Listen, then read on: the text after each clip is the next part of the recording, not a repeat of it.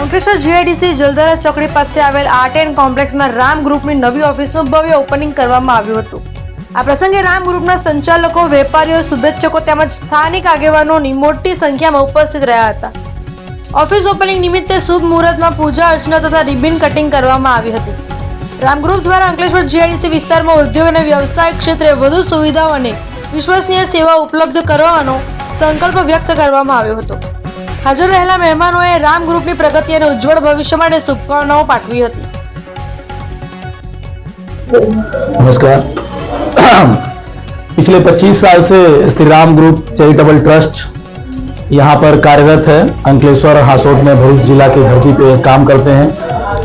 Social team है, social संगठन है, हमारा एनजीओ है। हमारे 10 से 12,000 एक्टिव कार्यकर्ता हैं, साथी हैं, भाई हैं।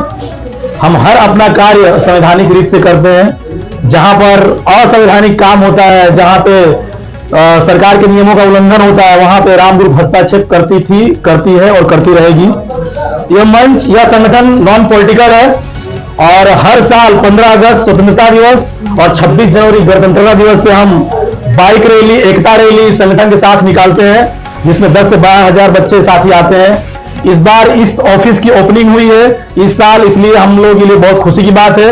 और इसी पावन पर्व पे आप सभी को इस बाइट के माध्यम से कहना चाहता हूं कि कल सुबह 9 बजे कृष्णा कॉम्प्लेक्स पे आप सभी सादर आमंत्रित हैं हमारे बाइक रैली में।